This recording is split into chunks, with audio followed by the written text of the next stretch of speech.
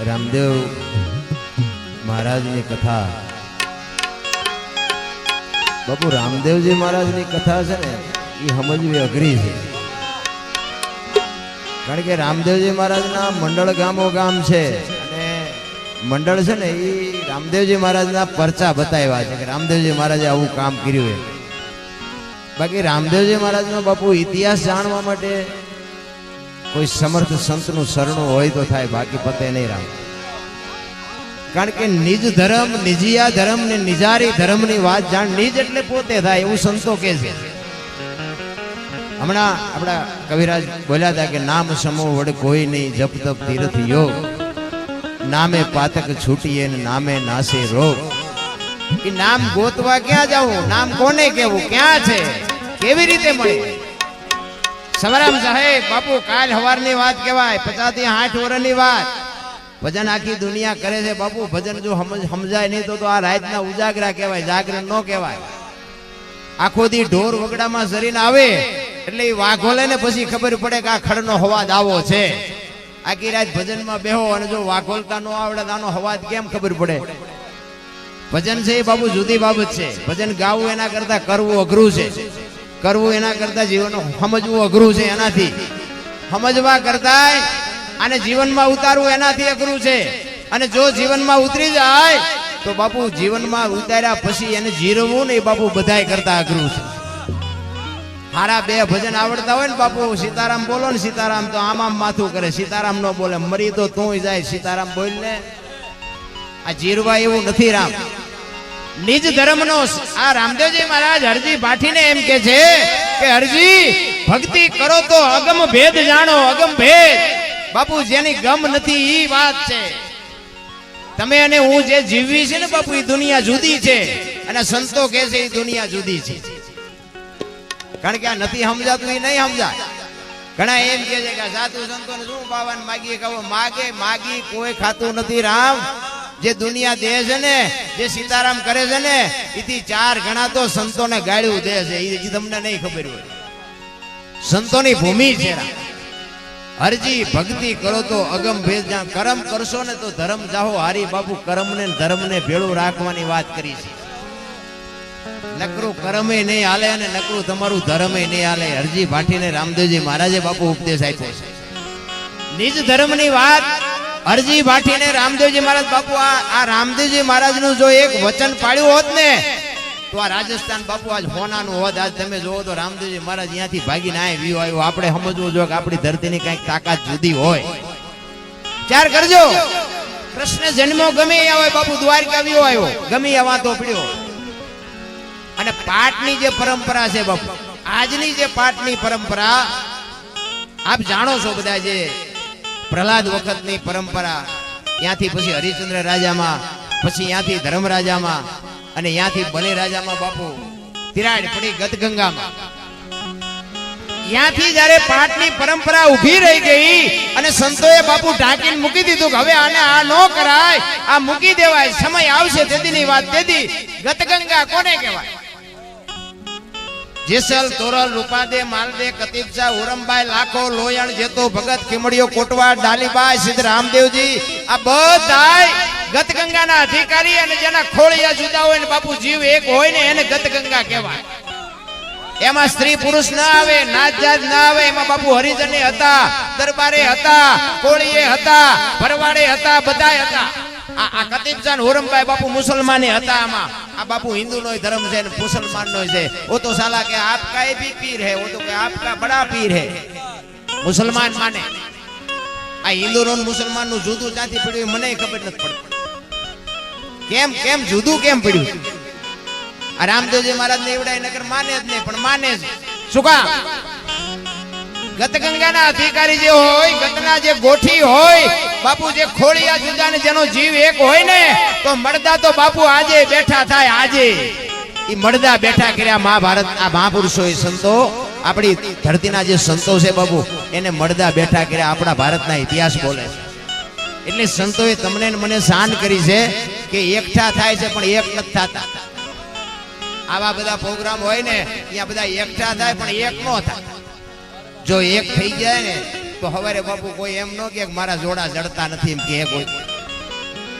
અને બાપુ એક થઈ જવાની જરૂર એટલા માટે છે. અને ઈ વખતે બલિરાજા વખતમાં જ્યારે પાઠની પરંપરા બંધ કરવામાં આવે અને પછી કૃષ્ણ પરમાત્માને એમ થાય કે આ ધરતી ઉપર જો પાઠની પરંપરા બંધ થઈ જાય તો કાલની પેઢીને ખબર કેમ પડે કે પાઠ આવો હોય. હવે કૃષ્ણ પરમાત્માને એમ થાય કે હવે મારે ન્યા જવું છે પાઠની પરંપરા માટે, પણ હવે મારો ગરાગે કોક હોવો જોવે ને. ઈ અજમલ રાજા બાપુ ભક્તિ કરે અને દ્વારકા જાય અને ઈ સમય સંજોગ અનુસાર બધો ભેટો થાય અને વચન આપે. વિરમદેવજી મહારાજનું જ્યારે વચન મળે પછી અજમલ રાજા કહે છે કે પ્રભુ તમે મારા ઘરે દીકરાના રૂપે આવો. તેથી કૃષ્ણ પરમાત્મા કહે છે કે સાહેબ સબકા બાપ હે ને બેટા કિસી કા નાય, બેટા હો કે જન્મે એવો સાહેબ નાય. હું કે તારા અહીંયા દીકરો થઈને આવું, બાકી જન્મવું નહીં ઈ ખોટી વાત. હું આખી દુનિયાનો બાપ છું, બાપ છોકરો હું ન થઈ શકું. એટલે રાહ તો જોતો તો કોઈ ગરાગ આવે જાવું તો છે જ. અને અજમલ રાજા બાપુ લઈ આવે અને ત્યાંથી આ પાઠની પરંપરા ચાલુ થાય અને બાપુ પ્રસાદી હુખડીની ચાલુ કરી. અને આ રામદેવજી બાપુ જો આ દુનિયામાં ન આવ્યો તો પાઠની આજ તમને મને ખબર ન હોત કે પાઠ શું છે. સંતોએ તમને મને શાન બહુ આ સવારામ બાપાએ તો બાપુ ઉઘાડી વાત કરી કે આ પડ્યું પણ હવે લેવું જ નથી કોઈને. તો હું સંતોએ કહેવાના હતા ભલામાં. સવારામ સાહેબ બોલે કે ભજનના ભરોસે રેજે અંતે ઈનર ઓપશે, અમર બીજક જેને હાથ લાગ્યો એને કાળ કેમ લોપશે. સવારામ સાહેબ બાપુ એક વાત કરે કે તમારું નામ તમારા ઠામમાં, તમારું ઠામ તમારા નામમાં બાપુ ક્યાં ગોતવું રામ. એને 7 સલામ કીધી ને બાપુ, એમાં ચોથી સલામ છે ને જો મગજમાં ઉતરી જાય તો બાપુ બેડો પાર થઈ જાય. ચોથી સલામ 4 ખાણી, એક બીજની જગ બંધાણી, પરખો અવિનાશી છે એમાં ચોથી સલામનો મોટો મહિમા. આ 4 ખાણીની બાપુ દુનિયા છે.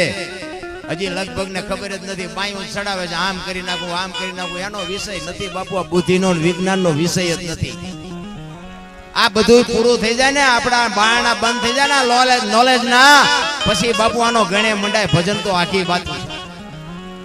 ગંગા સતીની વાણી એમ કે પિંડ બ્રહ્માંડ થી પર ગુરુ મારા એનો બતાવું તમને દેશ બાપુ કેવો હશે. ભજન તો બાપુ આખી દુનિયા કરે છે, પણ મને ક્યાંક ક્યાંક તો હબાકા આવે કે આના કરતા તો ક્યાંક ગાયોને ખડ નાખી દો. ભજન છે ને બાપુ, ભજનમાં તો દેહની દશા મટી જાય. તમે ક્યાં ઉભા છો જોવું ન પડે, ચા ની જરૂર ન પડે, બંગાવું ન આવે અને ઘડિયાળમાં ન જોવું પડે બાપુ. પ્રભાત થાય. ભજન તો ઈ છે. ઈ સવારામ બાપાની એકાદ વાણી કરી અને કલાકારો બધા ઘણા છે. જોકે હું કઈ કલાકાર તો નથી, પણ ચારે બાજુથી વંટોળિયા સડ્યા ને પછી આ માર્ગે સડ્યો. અને ભક્તિ હમણાં કવિરાજ જેસલનું બોલ્યા હતા, બહુ સારું બોલ્યા હતા અને વાતે સાચી છે. ગુરુ ગોતવાજી એ ન મળે રા. આ સતી તોરલ છે ને એવું સંતો કહે છે જેસલના ગુરુ છે, પણ બાપુ એ તો ચોરી કરવા ગયો તો, ગુરુ ગોતવા ગયો તો, પણ બાપુ સમય પાકી ગયો ને ખીલો ઠોકી દીધો ને ગુરુ મળી ગયા. સમય પાકે ને પછી ગમે ત્યાં મળી જાય બાપુ. હવે આપણે હારા ગુરુ જોતા બધાને ક્યાં ગોતવા. આમ આખા કપાળ રીંગ્યા હોય, ઢીસણ ઉધી ડેરખા હોય, હાથમાં ચીપિયા ખખડાવતા હોય ને આપણે એમ થાય કે આ બાપુ કઈક મુક્તિ અપાવશે. 6 મહિના પછી ખબર પડે કે આ તો ફોન કરીને આવ્યા, શું મુક્તિ અપાવે. એની વાતું નથી રામ. અને બાપુ ભેખ નો આ જગત આ ભરોસો કરે છે, એટલે ભેખ માથે અત્યારે ઉતર્યા ચારે બાજુ. ઇધર આશ્રમ ડાલને કા હે, 2 પતરા ડાલને કા હે, થોડાક આશ્રમ બઢાને કા હે. આ ભડકા તમારી અહીંયા છે, તમારી અહીંયા આટવા આવ્યા છે. સંત છે ને બાપુ શાંતિ અપાવે એને સંત કહી શકાય. સંતો છે ને બાપુ સંતોની ભૂમિ છે. કાયા જેની કુબડી પડસંદ જેના પ્રાણ, સંતને સુરા નિપજાવતી હોરઠ રતનની કાણ છે. એના માટે સારા સંતાનની જરૂર છે, સારા સંતાનની માટે બાપુ સારી જનેતાની જરૂર પડે. એમ નામ સારા સંતાન કોઈ દી થઈ ન શકે. ધરાવીને ધાન નીપજે, કડવીને માડું ન હોય, જેળ જગરા નીપજે જેની જનેતા ઓથલ હોય. હું તો આ બેનો દીકરીઓને ખાસ વંદન કરીને કહું કે તમે તો એક શક્તિનો અવતાર છો. તમે ધારો તો આજે બાળીને ભસ્મ કરી દો, પણ હવે આ તમે ફેશનમાં દી ઉઠાડ્યો, અહીંયા અમારે શું કરવું.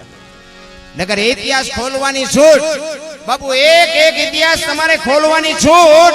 સફળ પુરુષો જે છે એ સફળતા બાપુ એક શક્તિઓનો પ્રતાપ છે, એક માવડીઓનો માલિકોનો હાથ છે. નગર આ દુનિયામાં બાપુ કોઈ સંતોને ઓળખતો ન હોત. તારામતીને બાપુ આ તમે વિચાર કરજો, હરિશ્ચંદ્ર રાજાને તારામતી ન હોત ને તો કોઈ ન ઓળખે. સગાળસાને ચંગાવતી ન હોત તો કોઈ ન ઓળખે. જલારામ ને વીરબાઈ ન હોત તો કોઈ ઓળખત, સવારામ સાહેબ ને બાપુ જબુમાં ન હોત તો કોઈ ઓળખત, દેવીદાસ બાપુ ને અમરમાં ન હોત તો કોઈ ઓળખત. એક એક સફળ પુરુષ ની વાય એક એક